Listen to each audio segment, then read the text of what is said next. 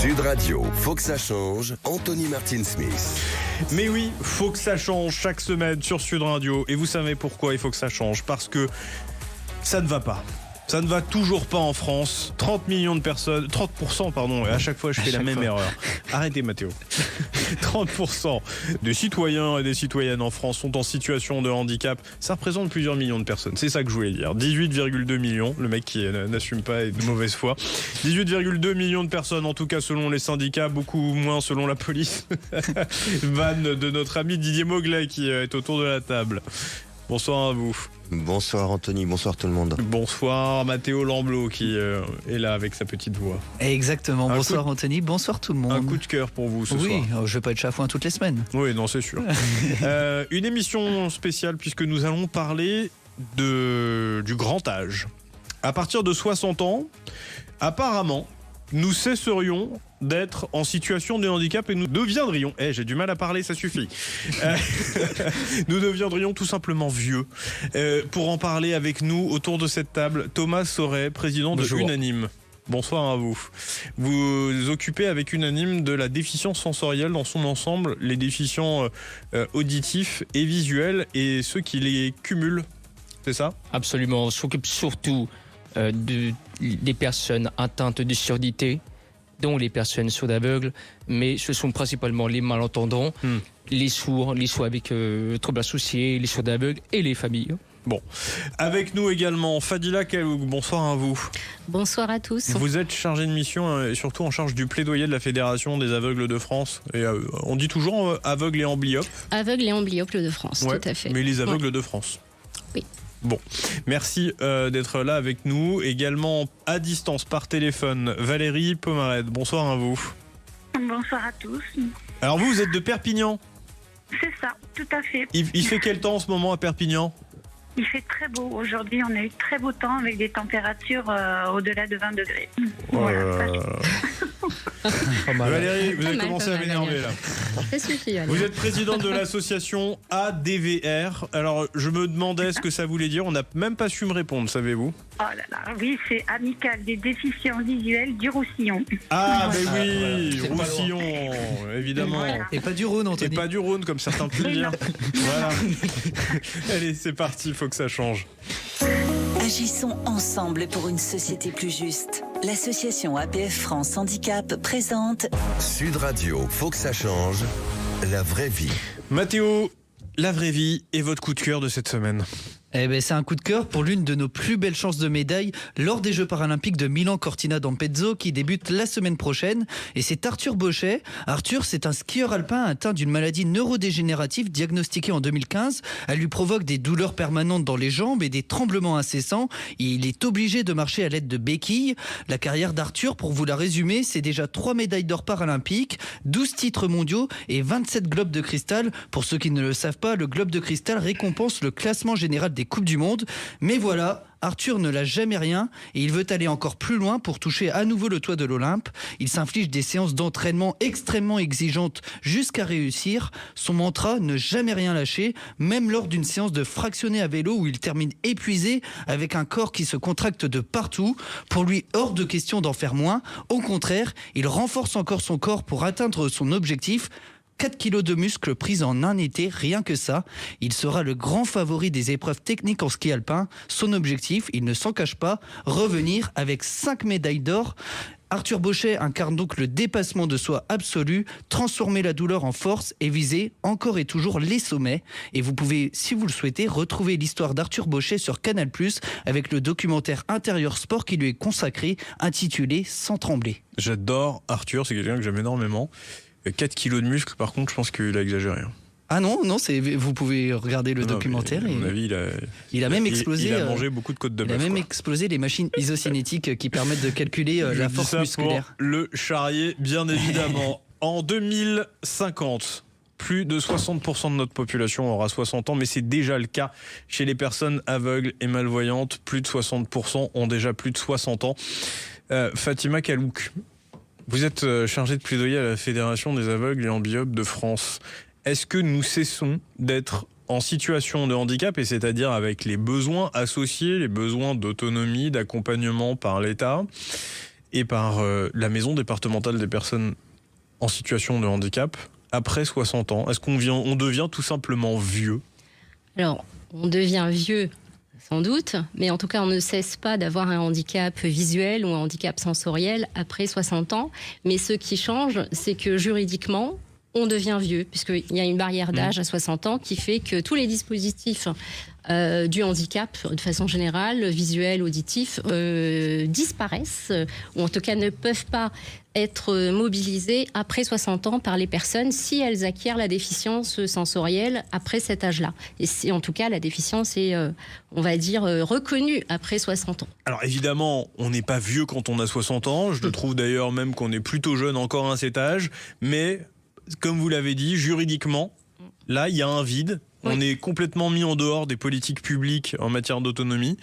Et on devient vieux, tout simplement, avec je crois que c'est l'APA, oui. L'allocation personnalisée d'autonomie, qui est là aussi distribuée par le département. C'est là d'ailleurs je trouve, où il y a un truc qui ne va pas et où on marche complètement sur la tête, c'est que c'est le département qui vous l'octroie. La maison départementale des personnes en situation de handicap, c'est aussi un service du département. Et malgré tout, il y a un trou dans la raquette. Avant 60 ans, vous avez la PCH parce que vous avez la prestation de compensation du handicap. Donc avant 60 ans, vous faites reconnaître votre handicap, quel qu'il soit, donc visuel, auditif, pour les déficiences qui nous intéressent ce soir. Mais et c'est la MDPH auprès de laquelle vous faites votre dossier, etc. Si par contre, avec l'avancée en âge, vous développez une pathologie de l'œil, pour donner un exemple, mettons à 61 ans, eh bien, ce n'est plus la MDPH qui sera chargée d'évaluer votre situation, mais les services de l'autonomie du département. Et là, malheureusement, vous ne pourrez avoir accès qu'à l'APA, ou en tout cas, vous n'aurez accès à la PCH que dans des conditions très particulières et très restreintes, et donc la majorité des gens n'y auront pas accès, et n'auront pas accès aussi à la réadaptation, à tout ce dont ils ont besoin pour un accompagnement, une prise en charge globale de leur situation. Donc c'est un enjeu majeur, un enjeu démographique, hein, puisque ça a été dit tout à l'heure avec les chiffres en 2050. Si les personnes utilisatrices de fauteuils roulants ou à mobilité réduite peuvent être soutenues par la sécurité sociale, notamment avec la réforme des remboursements intégral des fauteuils roulants depuis le 1er décembre 2025, qui est en vigueur désormais, les personnes déficientes sensorielles, Thomas Sauret, elles ont quand même une difficulté, puisque aujourd'hui, ce qui vous permet d'avoir un accompagnement, ce sont justement les aides, notamment de la PCH, l'aide humaine, l'aide technique, qui sont octroyées par les maisons départementales des personnes en situation de handicap. Et donc, si vous perdez la vue ou l'audition après 60 ans, eh bien, vous ne pouvez plus vous faire accompagner comme il est requis de le faire aujourd'hui. Absolument. Et je vous invite à regarder la vidéo faite par l'association Valentin Huy pour justement dénoncer l'absurdité de cette baillardage, puisque avant 60 ans, quand vous êtes handicapé, vous avez des aides, vous avez un accompagnement, mais une fois que vous avez 60 ans, après, c'est fini. Mais la Fédération des aveugles et amblyopes de France le dénonce tout autant, hein, Fatima Kalouk. Tout à fait, cette barrière d'âge, on demande sa suppression dans le plaidoyer que l'on porte depuis plusieurs années sur les personnes âgées, donc déficientes visuelles de plus de 60 ans, en partenariat avec nos amis de la déficience auditive et les personnes sourdes aveugles, donc unanimes, représentées par Thomas ce soir. Valérie Pomaret, vous êtes vous-même concernée par la situation de la déficience visuelle, si je crois bien. Oui. Vous, votre quotidien, justement, si à partir de 60 ans, vous n'avez plus le droit aux aides dont vous pouvez bénéficier au quotidien et grâce à la maison départementale des personnes handicapées, vous êtes paumé, je présume. Alors moi, personnellement, j'ai pu bénéficier de la PCH puisque mon handicap visuel a été reconnu avant mes 60 ans. Par contre, j'ai beaucoup d'adhérents qui ont au-delà de 60 ans qui, eux, ne peuvent pas bénéficier de tous ces avantages qui peuvent leur être accordés. Et ça, c'est un véritable combat. Et moi, je sais que je siège justement à la maison départementale. Et à chaque fois, je m'insurge parce que justement, on n'octroie pas les aides qu'il faudrait pour l'aide à l'autonomie pour ces personnes-là. Mais vous savez quoi ? Je vais me tourner aujourd'hui vers notre chroniqueur du jour parce que j'arrête pas d'entendre dire qu'on doit faire travailler nos seniors. À 60 ans, vous pouvez encore travailler quand même quelques années. Didier Moglet, vous êtes vice-président de la GFIP. À partir de 60 ans, finalement, on ne peut plus employer nos personnes en situation de handicap parce que juridiquement, elles sont trop vieilles. Oui, on voit bien que là, on touche quelque chose qui est insupportable. On ne peut pas dire d'un côté, il faut travailler plus longtemps en sachant que plus on va travailler longtemps, plus on a de chances, effectivement, d'avoir soi-même des difficultés, d'engendrer des difficultés professionnelles, physiques et autres, et d'avoir ces barrières d'âge qui sont d'un autre temps. Donc, soit, effectivement, on fait un alignement des planètes et on remet tout à plat en se disant, effectivement, si on veut que les personnes puissent travailler plus longtemps, il faut adapter notre système. Soit, effectivement, on se dit, non, on laisse comme ça et on se coupe complètement la possibilité d'offrir à des personnes en situation de handicap la possibilité de travailler. Donc c'est juste insupportable. Oui, c'est insupportable. Vous savez quoi ? Moi, je sais de source sûre que cette question-là ne sera pas à la CNH, donc la commission, la conférence nationale pour le handicap. Et de l'autonomie. Vivement la pause. Et de l'autonomie. Ça ne fera pas partie des sujets abordés cette année, à l'été 2026. Moi, je demande solennellement au gouvernement que cette question-là elle soit reposée. On ne peut pas exclure tout un pan de notre population qui est en capacité de travailler, à qui on a de cesse de dire « vous devez travailler ». Et en fait, juste dans votre vie privée, vous êtes vieux et vous n'êtes plus un citoyen à part entière. Et puis d'ailleurs, ça veut dire quoi, vieux ? Vraiment, entre nous. Allez, vous bougez pas sur Sud Radio, je suis énervé, vous l'avez compris. Fadila Kalouk, chargé de mission plaidoyer à la Fédération des aveugles et amblyopes de France. Thomas Sauret, président de Unanime. Et puis Valérie Pomarède, présidente de l'ADVR. Et Didier Moglet qui est avec nous en chroniqueur du jour avec Mathéo Lamblot. Vous bougez pas sur Sud Radio, on revient juste après. Sud Radio, faut que ça change. Anthony Martin-Smith. De retour sur l'antenne de Sud Radio, avec nous autour de cette table, toujours Mathéo Lamblot.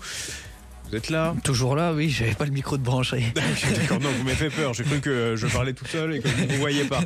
Avec nous également Thomas Sauret. Vous êtes président de l'association Unanime. Vous accompagnez les personnes déficientes sensorielles dans leur vie quotidienne, les personnes aveugles, les personnes malentendantes et sourdes. Nous avons également, et là je m'excuse parce que avant de partir en pause, j'ai dit Fadila Kalouk alors que c'est Fatima Kalouk, pardonnez-moi. Rebonsoir. Rebonsoir. Chargé de mission plaidoyer à la Fédération des aveugles et amblyopes de France. Avec vous, on va revenir aussi sur le sujet qui nous anime ce soir. Est-ce qu'après 60 ans, on est vieux et où on cesse d'être une personne en situation de handicap ? Et puis comment la Fédération des aveugles accompagne cet enjeu de société majeur, puisqu'en 2050, plus de 60% de notre population sera en situation de handicap, mais aujourd'hui, déjà, 60% de nos personnes déficientes sensorielles ont plus de 60 ans. Avec nous également par téléphone, Valérie Pomarède, excusez-moi. Bonsoir, rebonsoir. Bonsoir. Vous êtes présidente de l'ADVR, l'amicale des déficients visuels du Roussillon, c'est bien ça ? Ah oui, c'est ça. Et moi, il faut que j'aille dormir bientôt. Je regarde l'heure, bientôt 21h, avec le match Castres-La Rochelle à retrouver. Je m'endormirai devant ma télé. Voilà. Avec nous, Didier Moglet, vice-président de la GFIP. Ça va bien ? Ça va très bien, Anthony. Bonsoir tout le monde. Bon, super. Ce sujet, moi, vraiment, je vous le dis, les amis, m'énerve. Si après 60 ans, on cesse d'avoir des droits et qu'on n'est plus en situation de handicap, mais qu'on est tout simplement dans un trou noir juridique, c'est plus possible. Allez, faut que ça change. Sud Radio, faut que ça change. Anthony Martin-Smith. Ça s'entend que je suis énervé ou pas ? Bof.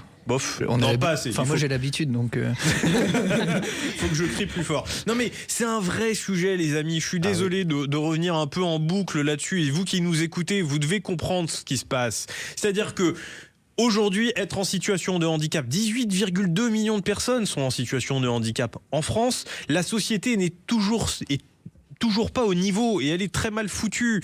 Mais Fatima Kalouk, c'est très compliqué aujourd'hui quand on est déficient visuel, par exemple, aveugle, surtout aveugle, ou sourd, avec vous, Thomas Sauret, parce que les outils, par exemple, ne nous permettent pas d'accéder convenablement à notre citoyenneté. Il est encore difficile de constater, et je trouve que le constat est d'autant plus alarmant, qu'on ne peut toujours pas déclarer seul ses impôts. On est obligé de se faire assister pour déclarer ses impôts. C'est pas normal. Donc après 60 ans, on ne peut plus bénéficier d'aides qui pourraient pallier ces problématiques. Oui, c'est vrai que là vous touchez à la question de l'accessibilité numérique. 12 millions de personnes exclues du numérique. L'usage du numérique, donc, y compris pour les démarches administratives les plus évidentes, les plus courantes pour tout le monde. Là, on parle des impôts, on parle aussi, on est en amont des municipales, hein, c'est bientôt. Et vous avez un enfant, vous voulez l'inscrire en crèche, par exemple. Il faut utiliser un outil numérique. Cet outil numérique n'est pas accessible pour une personne âgée. Ça veut dire, après 60 ans, très souvent, si elle acquiert cette déficience tardivement, elle va se retrouver avec des outils qu'elle utilisait avant, qu'elle ne peut plus utiliser de la même manière. Il va falloir apprendre à utiliser des outils adaptés. Et pour cet apprentissage-là, on n'a pas accès, en fait, à des dispositifs qui permettent cet apprentissage dans des bonnes conditions, une bonne réadaptation. Et c'est pas partout sur le territoire qu'il y a des services qui permettent justement de faire cet apprentissage et de lutter contre l'isolement des personnes âgées ayant une déficience sensorielle. Je pense que Thomas, il peut dire la même chose pour les personnes qui ont une déficience auditive ou les personnes sourdes aveugles. On est dans un vous parliez de trou noir, moi je parle d'angle mort, c'est-à-dire que c'est quelque chose qui n'est pas du tout pensé. Après 60 ans, oui, on n'est pas vieux. On a un handicap visuel, on a un handicap auditif, on a les deux éventuellement. Après 60 ans, il peut y avoir d'autres troubles et même après 70, 75. Hein, là, on se bloque sur 60 parce que c'est 60 la barrière d'âge, mais il faut aller plus loin. Oui, parce que c'est une barrière d'âge juridique et complètement arbitraire. Ouais. Mais à 60 ans, c'est d'ailleurs un âge proche duquel on commence par exemple à avoir des cas de DMLA. Vous savez, cette dégénérescence qui malheureusement nous fait perdre la vue. Vous avez vu toute votre vie, à 60 ans vous arrivez et vous avez cette DMLA, vous n'avez plus d'accompagnement, il vous reste que les associations et même plus vos yeux pour pleurer d'ailleurs. Oui. Vous n'avez plus accès à beaucoup d'outils et en plus... Je me permets cette blague parce que je suis aveugle, hein, mais... Oui. Oui. Thomas, pardon, Valérie Pomarette, vous voulez réagir ? Oui, réagir, je rebondis sur ce que disait Fatima et même vous. C'est vrai qu'à 60 ans, on parle tous de 60 ans, mais on n'est pas vieux. Moi, j'ai 61 ans, je me sens pas vieille. Mais non et c'est vrai mais que vous l'êtes pas. C'est ça le pire. Pardon. C'est terrible et c'est vrai que l'accessibilité numérique, même quand on y voit, n'y voit plus, nous dans les Pyrénées-Orientales, on n'a personne pour nous former et nous conduire justement à cet outil. Et heureusement qu'on s'entraide entre associations via le réseau de la fédération. Et là, c'est terrible pour nous, même moi qui maîtrise un petit peu, souvent, il suffit que, ne serait-ce qu'aller sur les comptes bancaires, des fois ils changent leur site et là on est complètement perdu et on n'arrive plus on y est perdu, voilà. Ouais. Et puis le temps est très court pour pouvoir consulter les comptes, enfin, et j'en passe, il n'y a pas que ce site-là, mais voilà quoi. Non, c'est très compliqué, très dur pour nous. Thomas Sauret. Eh bien, pour les personnes sourdes, malentendantes, c'est surtout des personnes presbyacousiques. Donc, comme la DMLA, il y a beaucoup de pertes auditives après 60 ans et ça a des impacts très concrets. Ça joue sur la communication, donc ça renforce aussi l'isolement, que ce soit des gens qui vivent seuls ou qui ont de l'aide à domicile. Vous imaginez, quand vous avez 60 ans, qu'on vous appelle et que vous n'entendez plus, c'est un peu problématique. Et puis, il y a un enjeu aussi de prévention. Demandez à votre grand-père, à votre grand-mère, papy, mamie, t'es sourde. Et qu'est-ce qu'ils vont dire ? Ils vont dire non, j'ai des problèmes d'oreille ou j'ai des problèmes de vue. Et donc, il ne faut pas se tourner vers les professionnels, il ne faut pas demander les aides, parce qu'ils ont une vision erronée de ces problématiques-là. Pas si erronée que ça, puisque vu ce qu'on est en train de dire, les aides, elles sont aujourd'hui prodiguées davantage par les associations comme la vôtre ou comme la Fédération des aveugles et amblyopes de France, mais ou même la DVR de Valérie. mais l'État est complètement absent, en tout cas n'est pas au rendez-vous, puisque vous ne pouvez plus profiter d'aides techniques éventuelles pour vous aider à compenser les difficultés de votre quotidien. Vous parliez de recevoir un coup de téléphone quand vous n'entendez plus rien, vous ne pouvez plus avoir d'interprète braille par exemple. Alors déjà, faudrait-il en plus être en capacité d'apprendre le braille, et là il faut quand même se tourner vers les associations. Didier Moglet, ça vous rend chafouin, ça, non ? Ouais, non. L'accessibilité numérique et plus largement universelle, c'est un vrai sujet. Moi, je me souviens, il y a un an, on a fêté les 20 ans de la loi de 2005 sur le handicap, et j'étais au CNCPH, et il y a un chiffre qui Conseil national consultatif des personnes handicapées. Merci Anthony. Il y a effectivement un chiffre qui avait retenu mon attention sur les 250 sites. Des démarches, ouais. Publiques. Les plus indispensables au quotidien des Français. Seuls, à l'époque, 3% étaient considérés comme accessibles à 100%. Donc on voit bien que la marche est haute. Alors, bien sûr, il y a des progrès qui sont faits, bien sûr, mais c'est encore tellement loin. Il y a tellement de choses à faire. Il faut spécifier ce que vous dites, Didier. Vous avez raison. 250 démarches qui ont été dématérialisées. C'est-à-dire qu'aujourd'hui, même, à l'époque, on pouvait se faire assister des parents, des proches, de madame, de monsieur, pour pouvoir remplir ses obligations. Aujourd'hui, vous êtes obligé de passer par le numérique, qui est une bonne chose. Le numérique, ça apporte plein de choses, ça permet de réduire des fractures territoriales notamment. Mais la difficulté, elle est quand même sur l'accessibilité. J'en parle très souvent dans cette émission. L'accessibilité numérique, c'est rendre un site internet, une application mobile, compréhensible et utilisable par chacune et chacun. Une personne non-voyante, elle utilise une synthèse vocale ou un interprète braille, donc un petit appareil qui affiche des points braille de façon dynamique. Ça coûte de l'argent, mais si le site internet ou l'application mobile n'a pas été bien pensé, ça ne fonctionne pas, Fatima Kalouk. Comment la Fédération des aveugles et amblyopes de France veut agir positivement sur ces sujets et de façon pluriannuelle, parce que c'est pas quelque chose qu'on peut régler là d'un claquement de doigts. Alors la fédération a lancé il y a quelques années déjà, depuis 2022-2023, une stratégie sur les personnes âgées déficientes visuelles de plus de 60 ans, avec plusieurs axes, dont celui, alors pour commencer, déjà connaître ce public, parce qu'on disait tout à l'heure, on a des chiffres, mais on n'est pas tout à fait sûr des chiffres sur les plus de 60 ans. Et voilà, on a une difficulté de données globale de toute façon sur les situations de handicap en France. Donc c'est déjà ce sujet-là. Ensuite, repérer ces déficiences sensorielles. Les repérer, dépister bien sûr les pathologies, mais pas que, repérer les situations de handicap qui sont induites par ces pathologies, par ces difficultés, et voir comment ensuite on peut agir sur l'offre d'accompagnement, et que ce soit une offre d'accompagnement qui soit égale sur tout le territoire, partout en France, en Outre-mer. Parce qu'en outre, on en parle peu, mais en Outre-mer, c'est absolument catastrophique en termes d'accompagnement. C'est très très compliqué. La fédération est aussi présente d'ailleurs en Outre-mer. On essaye d'agir aussi sur cette offre d'accompagnement globale, alors de l'ensemble des personnes déficientes visuelles et sensorielles, mais aussi sur les personnes âgées. D'ailleurs, il y a une partie non négligeable. Le vieillissement en Outre-mer est plus important et va être plus important dans les années à venir qu'en métropole. Il y a aussi agir sur l'accessibilité. Donc sur ce qu'on appelle, nous, l'environnement handicapant de la personne. Tout ce qu'il y a autour. Donc il y a la question de l'autonomie, des déplacements. Comment je continue à me déplacer alors que j'ai une DMLA et en même temps, j'entends plus très bien du fait de l'avancée en âge. Comment je continue à me déplacer. Comment je continue à utiliser, par exemple, mon portable pour pouvoir utiliser WhatsApp et faire un petit message à mes petits-enfants, etc. de façon facile. Comment je me déplace dans les transports en commun. On parlait avec Thomas juste avant le parcours du combattant des transports en commun. Vaste sujet. Merci Fatima Kalouk, chargée de mission, en charge du plaidoyer à la Fédération des aveugles et amblyopes de France. En tout cas, on peut vous retrouver quand on a besoin et qu'on n'a même pas 60 ans d'ailleurs.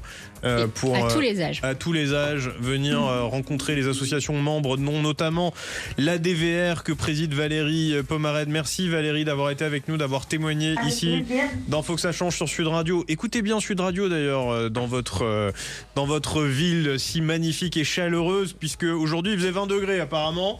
Ça m'énerve. Thomas Sorel, merci beaucoup, président de l'Unanime. Là aussi on peut venir toquer à votre porte si jamais on a besoin, et à tous les âges. Didier Moglet, vice-président de la GFIP, merci d'avoir été avec nous. Et puis Mathéo Lamblon, on se dit à la semaine prochaine. Vous bougez pas sur Sud Radio, la rencontre Cast La Rochelle. Bonne soirée. Bonne soirée. Bonne soirée.